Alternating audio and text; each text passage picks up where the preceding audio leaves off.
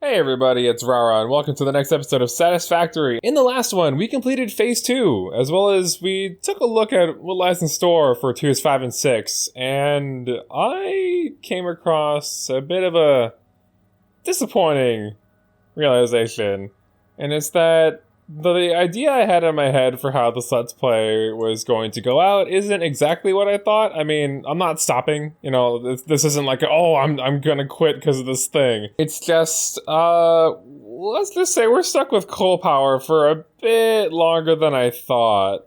You see, the way that I remembered things is that the moment that you got to Tiers 5 and 6, you got the fuel generator, which still is true, but it's locked behind Tier 6. I thought it was earlier on in Tier 5. And I don't know if this has changed along the way, among all the updates, but as it is right now, you have to get the oil processing first, which will allow you to get fuel from oil extractors and refineries, right? You deal with fuel products, you make some plastic and rubber, and it's fairly simple. You could also get the alternative transport to deal with more of the liquid-based stuff and get the packager machine, that's fine. And then you'll get industrial manufacturing for the manufacturer, which in this, surprise, surprise, well, I had to make computers because they're like kind of complex.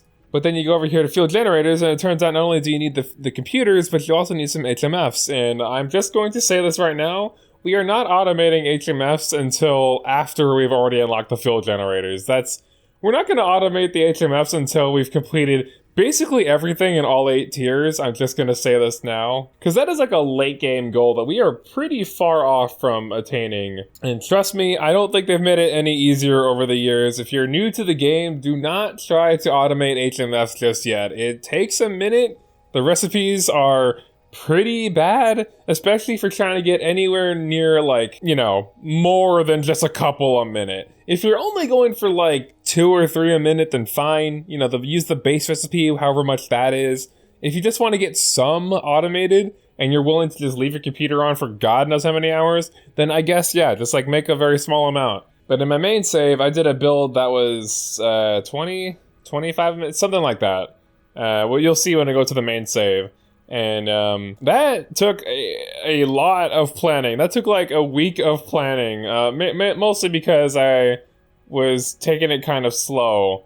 But just thinking about the space and all the materials and all the machines. I mean, if you don't use Satisfactory Calculator, you better at the very least use a long string of sticky notes to get all your ideas together, because these things can be actual work, like an actual math project that you have to work on. And it's not just plugging in the numbers either. You have to think about it in a 3D space, how are we going to get the pipelines to this specific spot? How are we going to get the resources here? How is it all going to look? How are we going to hide these cables in the walls, etc., etc. There's about a million different logistical problems that go into building any single thing.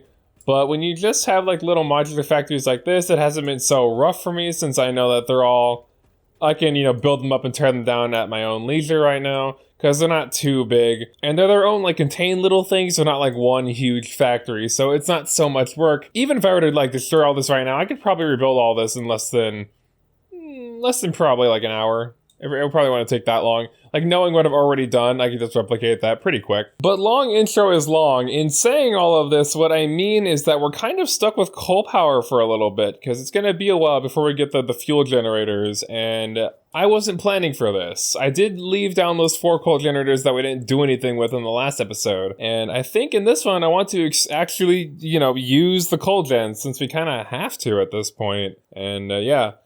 We will greatly expand our coal generator to the capacity that we can, given the coal that we have on us. So that'll be this episode's project. However, I do want to switch over to my main save just for a moment to talk about the smart splitter stuff like I said I was going to do in the last episode, as well as address a comment that I got in regards to that as well. So I'll see you in just a sec.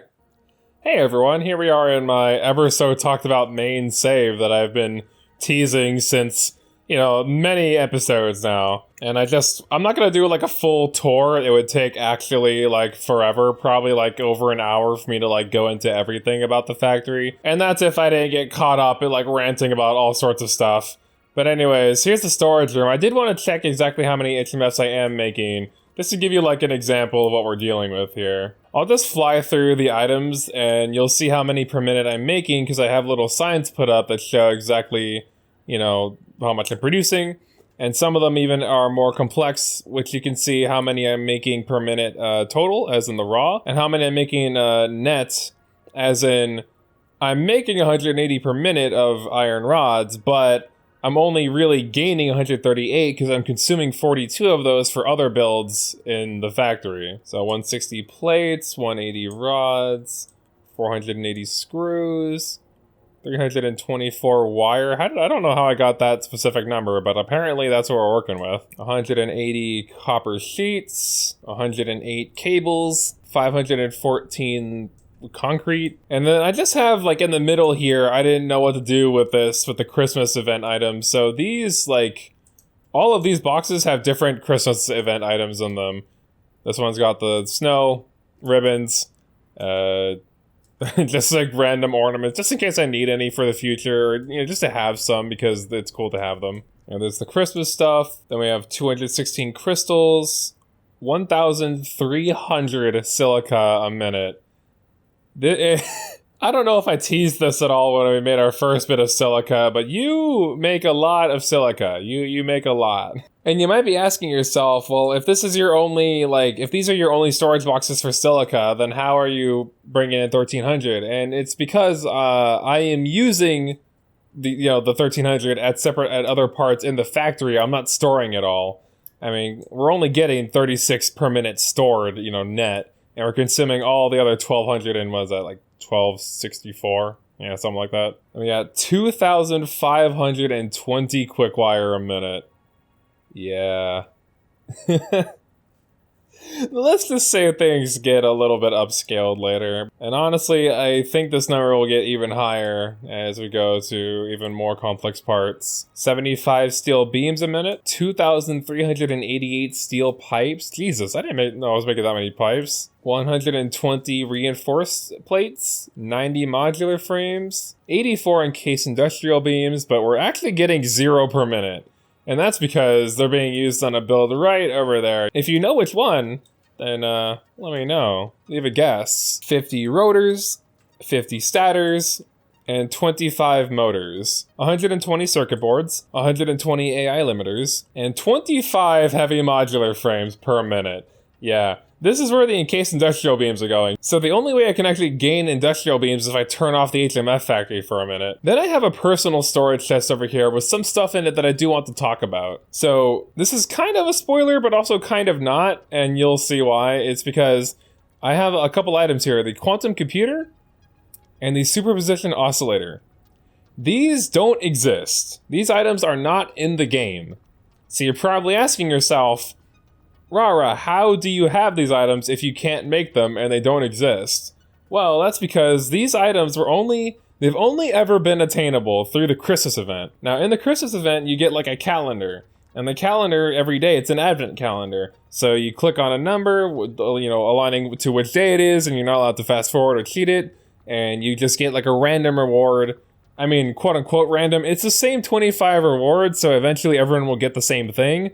But they're in like a random order, for the most part. There are some set ones, but you'll see when Christmas comes. Anyways, they just threw in quantum computers and the superposition oscillators as just a fun thing to have. They serve like no purpose, although I think a couple of the quantum computers were used to open up some of the hard drive stuff.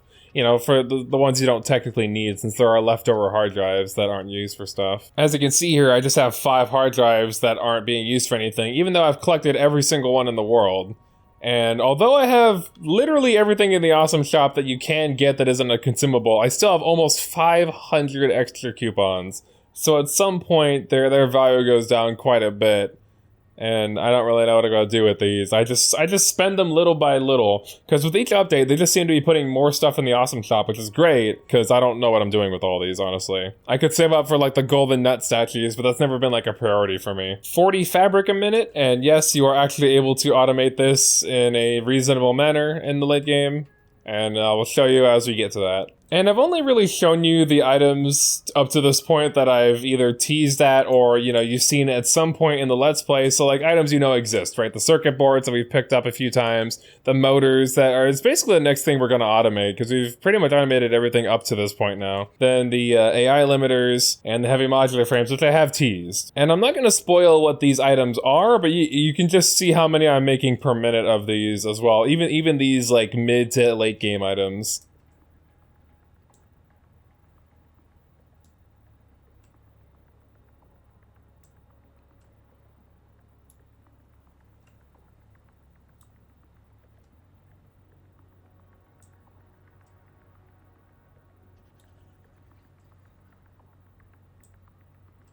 And that currently is where we stand. I know, blasphemy. I don't actually have every item in the game automated. You'd think somebody with my playtime, somebody with over 1,000+ hours in one world would eventually have every item automated, but it's taken a long time to get the Mega Factory exactly as I wanted, design-wise.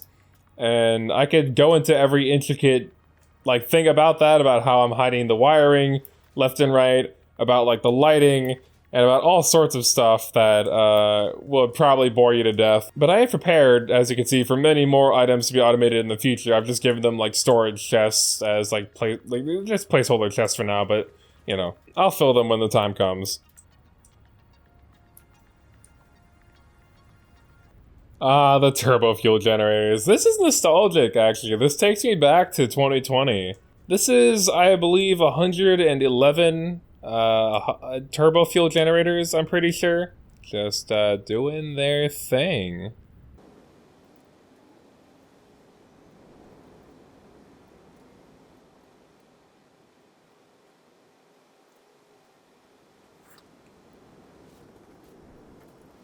Yeah, I don't know how long that journey took from one end of the factory to the other with all these turbo fuel generators along the path, but as you can see, they're just chugging along, doing their own thing, and the wiring is horrendous for this. This is like the worst wiring job I've ever done. But at the end of the project, my last thought was like, oh, I need to make the wiring look good. This shit took forever for me to set up. And I guess gotta say, doesn't this just give you like a backrooms feel, like a liminal space kind of thing? Like you're about to no clip out of reality with this shit. Just so freaking ominous looking. Just look at them all in the distance, man. Sorry, I don't know how much of the factory I'm actually going to show. I'm trying to stop myself from just making this like a big factory tour, but I know people are probably interested for that as well. And if you want like a more in-depth tour on this, or just an explanation of what I'm doing, what the best recipe is for whatever item you want to make, you know, shoot your shot. I might answer if I, you know, think I am capable of answering. But what I do like about this factory is that you can clearly see the evolution of my build style. So how this factory works is the very first thing I did before anything else on the first, second, or third floor, and we'll get to the second and third floors, believe me, is I did the turbo fuel generators. I started with power because I thought if I'm gonna make a mega factory, I need a lot of power. So started with power, then built up from there. And I thought, well, square one is getting all the ingots. So I made 2 giant refineries, one for copper and one for ingots, or one for ingots. Yes, thank you very much, Rara. You can English very well. One for copper and one for iron. They're both making the exact same amount. But, and I forget why, I think it's just like the numbers are a bit worse with the copper one. Like, you use the same amount of resources, I think, but it's just that you don't produce as many ingots, and I didn't want to overclock every single one of those to their fullest and then some.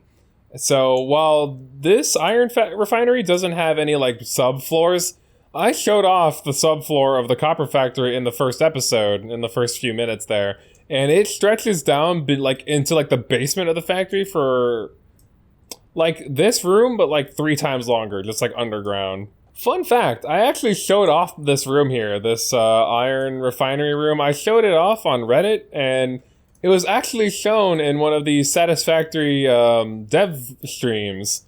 Their weekly dev streams that they do. And Snoots even commented on it and said he liked my lighting. He liked my bylighting, and I loved him for acknowledging me. Next up we have from skull servants. It's just something with the color here. I don't know what it is. Kind of bi. I love it. Super neat. I love this color scheme. And the pipe work as well. Like the skull servant sure knows how to lay some pipe. You know what I'm saying? Yeah, of all the builds in this factory, I am most proud of this one. I think if there's any particular section of it that looks like it could actually be part of like a real thing, or that, you know, there was actually like real architectural thought put into it, it's this room. And I'm just gonna say this, it doesn't actually look like it's part of a factory. You know, I'm not an engineer, I'm not an architect, I'm not a builder of any kind. I have no idea what the hell I'm doing. I just, you know, started working and I built a room that I thought looked cool, and I guess others did too. And I just make my builds 100% efficient while also looking as clean as they can, and I hope that others can see that. At some point they threw a little snowman guy in here, but the thing is that I can't actually remove him. Because if you go into your thing, you can't actually access the Christmas items and non-Christmas event stuff. So unfortunately, if I delete him, I can't put him back. If I regret deleting him, then it's gonna be like, well, I can't put him back until Christmas. Yeah, I just wanted to show off that I was in the weekly dev stream once, and they put me in the community highlights section as one of the cool things they were showing off, because my factory is cool. Honestly, that's probably my biggest gaming achievement. Right, but where was I going with this? Sorry, right. It all started with the power, then the ingots, and my build style, like, this is not how my build style started out. This is, like, after going back and tweaking this room a lot. But it all started out with kind of like this, where I was obsessed with load balancing. I really like the forking design like this, and I have shown a bit of this in the factory, you know, in our thing, but this is not how I like to play anymore, really, and you'll see how it goes. But yeah, the first two items here are made with iron. Those are plates, and these are rods. It's just a lot of load balance stuff, so they're like perfectly balanced to take in 15 ingots a minute, and then make the rods. But you know, they're all jammed up now since everything's full. But if anything, I did test a lot of different builds. Here is the same kind of load balance design, but just weirder and like this. Don't even question what's happening here. I don't really know. Then I did something like this, where it's also load balanced, but the thing came out of the floor, and I set, like, I have a thing going that way to those, and this little thing here. It's all nice looking, but it's, again, not my preferred way to do things. It just takes up a lot of space, and although I'm glad that this exists and it's like a relic of my old building days, I don't really build like this too much anymore. And then there's this freaking monstrosity over here. Just look at all these splitters, man. I don't even know what my idea was here, but it was kind of cool looking, because all of these like lines, they wrapped around like this. Like that. I don't know why I did it like this. I was very extra to that day, but it looks cool, don't it? And you know what? You might think, nah, Rara, that looks lame as hell, and fair enough, man. To each their own. I was still learning. And don't even ask what this is. This is probably my ugliest build. This little copper setup. This is probably the ugliest thing I've ever done. But I'm just taking this line of copper and splitting it and remerging it over and over and over again until I get an exact, like, 22.5 ingots a minute on every single one of these lines. And it's very ugly and messy. I don't like this at all. I would not do this again, but it's the only solution I could think of at the time. And honestly, to get these exact numbers of 22.5 per minute for the 100%, you know, steamed copper sheet recipe I'm using, this might be the most efficient way to do it, but I don't like looking at this. I would rather just manifold it like 100 times. Just, if I had to choose in the future, rather than doing this and trying to get it perfectly load balanced for the exact amount of ingots, don't go through the fucking hell of doing all this goddamn math. Just use a manifold setup. It isn't worth getting your exact 22.5 copper ingots per minute for this shit. Just use a manifold setup. Don't be me. But I was learning. Like I keep emphasizing, this was early Rara builds. As you can see, just lots and lots of load balancing with very little improvements to design. And it's around here with the crystallization stuff that I start somewhat using manifold stuff, but also somewhat load balance. It's kind of mixed a little bit. I don't really know what I was doing with crystals. Well, we don't question it. This is an infinitely running fabric setup that uses a byproduct and water and feeds into itself, which feeds into other stuff, and it's all like a perfect loop. But do you know how long it took me to figure out how exactly long to make this belt so that the things will reach the things at the right time, to get it all to be like a perfect closed loop? A long time. A long time. And this is just like, it's pretty close to my starting builds over there. And I would eventually build out in that direction and do a lot of stuff that way, but then I went back this way, and later on I started to develop more of a conveyor lift kind of build, which I think is a lot cleaner, because I think that the conveyor lifts just look cool. I just like conveyor lifts quite a bit. And I had this idea to put the splitters like up in the air, and put poles up like this. I don't even know how I did this, how I got the conveyor poles into the splitters. I don't remember how I built this anymore, but it can't be too difficult. I don't really do this anymore with like the poles. I do slightly more realistic kind of things now, and we'll get into that in a second. But yeah, this is kind of like the idea. God, this episode is gonna be fucking long. Expect a long one, ladies and gents. I hope that you're really into this series, because this one's gonna be a doozy. I don't know. This episode, it feels weird. Like, I don't really know what to do. No, pause the boombox. Yeah, I don't really know what to do with this episode, personally. Obviously, I'm doing a bit of like a factory tour and a long-winded explanation, but also I want to do the coal setup, and both things are gonna take a long time each. And I don't know, this feels like maybe like a fake episode, or like an in-between episode, or like a half episode. I just want it to feel like I didn't waste your time, and that at the very least I helped somebody, or the video is entertaining, you know? But I'm gonna try to do both, and hopefully my throat isn't dying at the end, and I have the energy to record more episodes after this one. Because this is only the first episode of a recording session, so we can't have it go on forever. So I was talking about my problems with aluminum at one point, and aluminum builds can be pretty finicky, for sure, since they have like byproducts that need to get out of the system, and don't even ask how all this is being recalculated, but let's just say I've got it down to like a fucking science at this point. And over here, this is where I learned of the value of smart splitters. This little weird looking junction right here is using my very first ever placed smart splitter to remove aluminum sheets from a build. Well, I say remove, but they're not actually being removed, and I'll explain.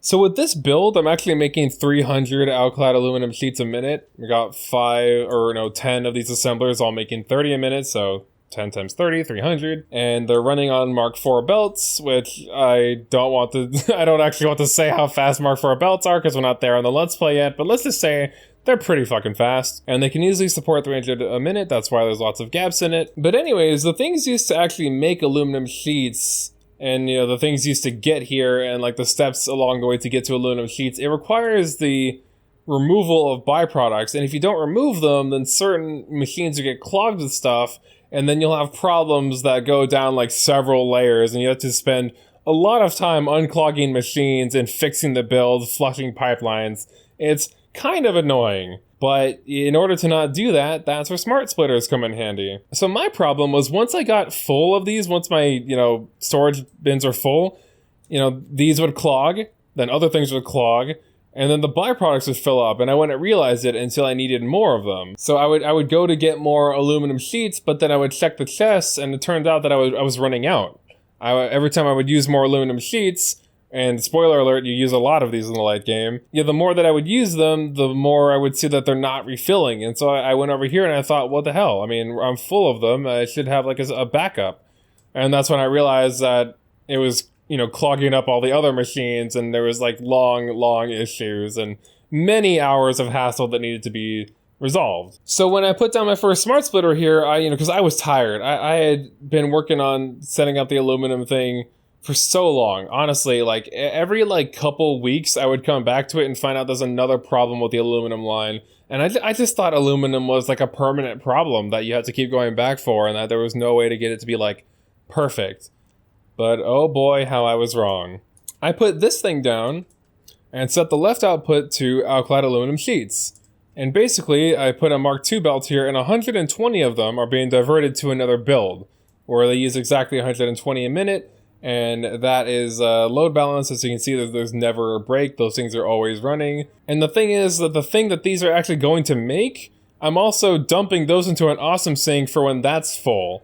And that's the second part of this too. So these are going to make, I believe, heat sinks, and then the heat sinks are that when they get full, the rest just go right into an awesome sink, so there's never a backage. So these are basically just going to be turned into awesome sink points, honestly. And so while those are going towards the project, the other 180 are actually going down to be stored. And then when the storage for them is full, then the 180 they're not going to be stored, they're going to be dumped into an awesome sink. So basically, having awesome sinks set up at specific points in the factory can very much save you from lots of hours of maintenance, if you will. Also, a comment was left telling me that the difference between any and any undefined is that any will literally accept anything, right? So if you had like alkyd aluminum sheets here and then anything here, then both sides would be getting one alkyd aluminum sheet like per conveyor belt space, technically, like one per to each side. But if you have any undefined, then this will take anything other than the things you have defined. So if you have alkyd aluminum sheets here, but you only have alkyd aluminum sheets on the belt, then it won't take anything because, the only thing that's defined is these, and then it won't take this because I feel like I'm just saying things that make too much sense, and I hope that my explanation of this makes sense to y'all. And if it doesn't, then I recommend go reading the comment, and I will highlight that here. And it was very helpful and very easy for me to understand. And if you still don't get it, I apologize if I didn't explain this appropriately. I don't know how I can make it any simpler. I'm sorry. I'm actually going to set this back to none because I don't want to mess with this. I don't want to mess with any of my factory right now. I just want to leave it. I want to leave as I came. For a while, I was kind of into these like sloping hill setups where it was a manifold setup, but I just used like hills. And then for the last one, I would do a straight line. And this looks fine. It looks well enough. I wouldn't say this looks amateurish at all. And I think that, like, personally, I'm kind of into it.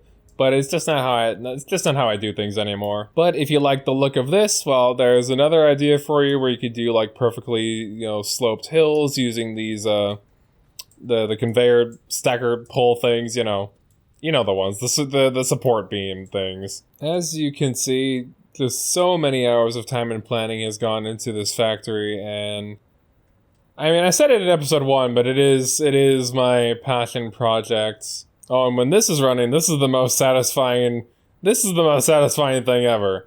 I don't know what it is with me and the golden spools, the quick wire builds, but I absolutely love quick wire. I think that it's probably the best item on the belts. They're just so satisfying to look at. And when my full quick wire build is going and you see all of these lines rushing, it is so absolutely satisfying. In fact, I'm just gonna mess with this for a second, and I'll cut back to where they're all just running, and you can see all of them in their spooly goodness. Look at them as they just knock into each other. That's definitely little things because of all the different conveyor belt segments. As you can see, they're mostly just having little collision issues with the different sections of the belts, as I have talked about a little bit in the Let's Play before. But doesn't this just speak to you, man? I mean, look at all the spools. Thousands of spools just constantly rushing by. It's so satisfying. If there was one factory set up to keep constantly running, it would be this. 100%. I don't know why I don't just have this going all the time. But goddamn, it is fucking beautiful, man. Look at it. If you don't get a sense of just joy watching this, then I don't know what to say.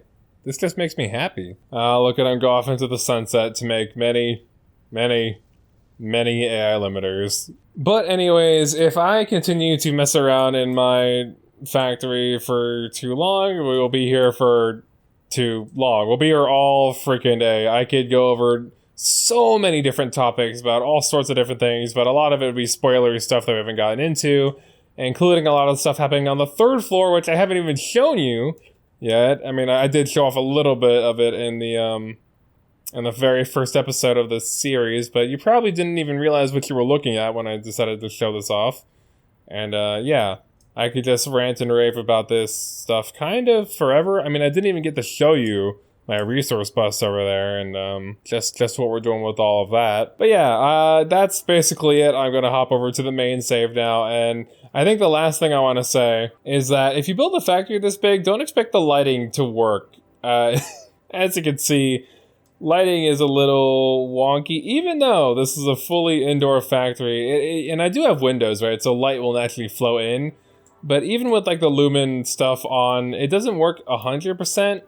I don't know exactly why. Somebody out there who knows more about, game design, game development could probably explain. And people have tried to tell me before, but basically my building is too big. My building is too big for the natural like rays of the sun and like the world lighting to work appropriately. So like if I build like a small like 1x1 box and I just encase myself in it, then lighting will work properly in there. No outside light should get in. But I guess if you build a box that's too big, right? If you build a factory like this that's just way too large, then the lighting still seeps through. Like I said, I have no idea how this works or why it works the way it does, but this is just one of the caveats of building big.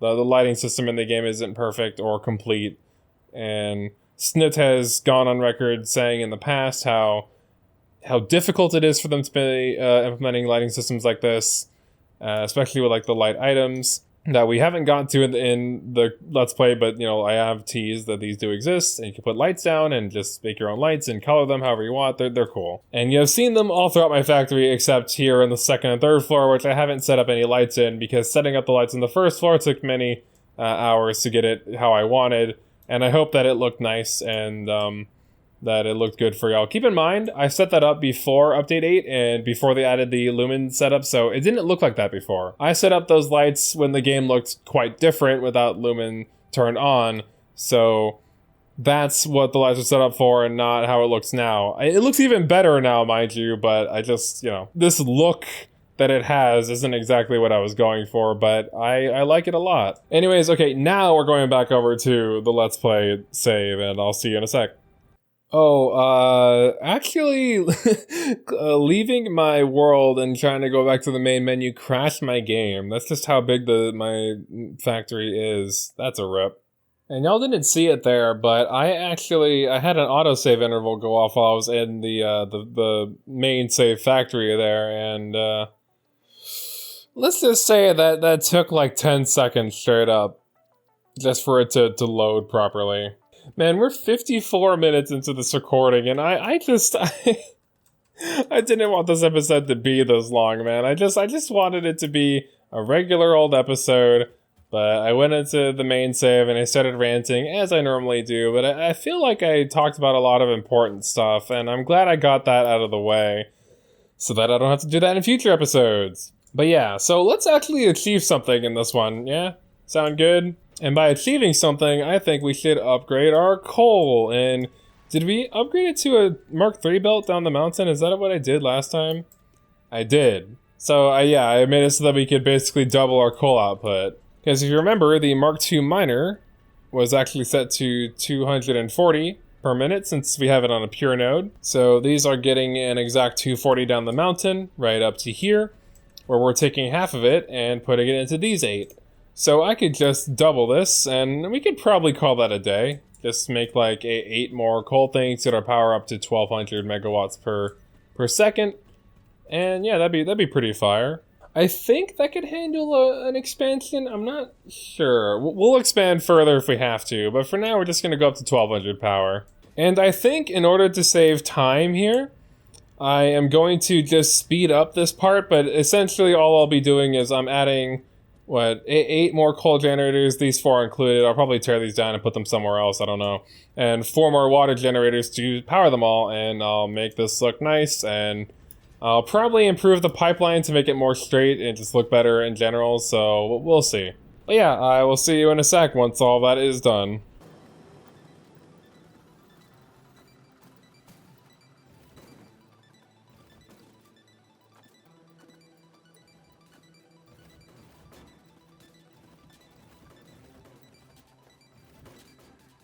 You know, it's a real shame to cover up this gorgeous looking lake. I hate that I'm doing this. I feel kind of like a monster for the first time in this Let's Play series. I've really had lots of gorgeous views of it, and I don't want to get rid of it to the best of my ability.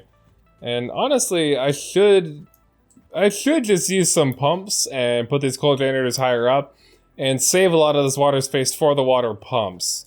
But what my plan is that once we can go to fuel generators, I'll just tear down like all of this and only use these water pumps for builds that actually involve water that are not related to coal generators. And I'll probably restructure the whole thing. But so for now we're gonna cover up this beautiful lake. But later on we'll be uncovering it and using the water for other stuff and having no floors down. So just for now, we're temporarily destroying nature. Just temporarily. Why are you T-posing into my thing? Get the fuck out of here. Why is he doing this? How are you allowed to do this? Go. You're not wanted here.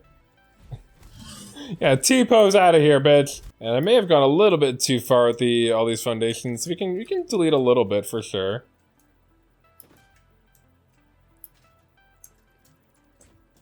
Oh, a little lizard doggo is crossing the stream. And he drowned. That's the end of his story. He definitely died there.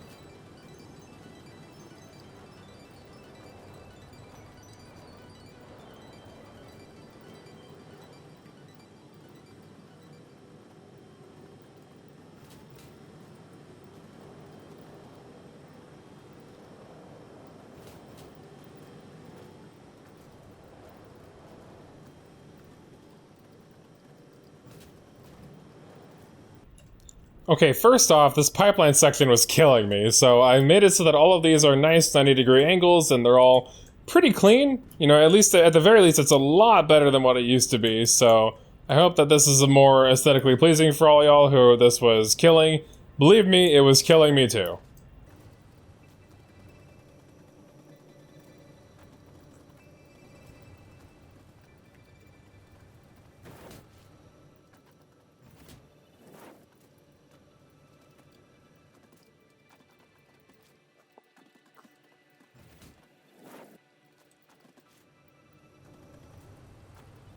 So I think that in order to simplify things for this build, rather than doing this, where I have 8 machines, facing, butt to butt, I think rather than replicating that, just to make my life a little bit easier, I'll just be, manifolding the coal down to 2 lines of 4. So we'll split it here, and then there'll be 4 more machines up here, and we'll split it again, but you'll see how it turns out.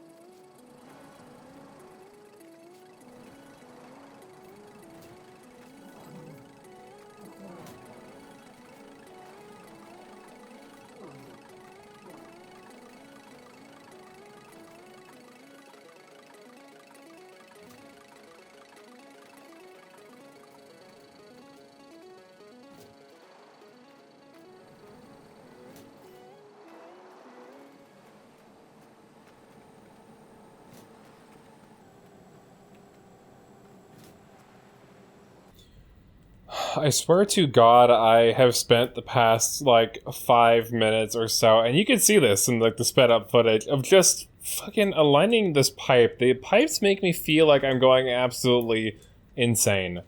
I hate it. It's definitely like an FOV thing or something. I don't know. Pipes can sometimes just not look perfectly straight, and it's so agitating. It's so irritating. Not a fan. But like, then you get the right angle and you're like, oh no, I was right the whole time. But you feel like an absolute madman for those 5 minutes or however long where you're like, oh, it doesn't look straight. But then you get the perfect angle and you're like, oh, I guess it is straight. Shit. And then you're like, I was right all along. Which sometimes when you're right all along, it feels even worse than being wrong all along. Because when you're wrong, you can be validated and you're like, oh, I'm not crazy. But when you're right, you're like, oh God, I was right.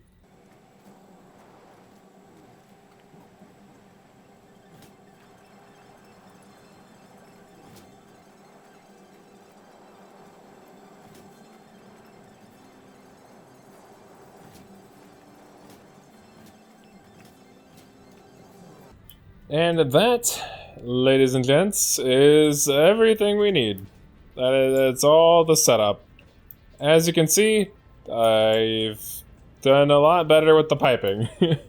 I kind of ranted for a second there about how mad the piping was making me, but now we currently have 16 coal generators up and running, with 8 doodads, and at some point in there I did underclock these to be only 91 per minute at 75.8 speed.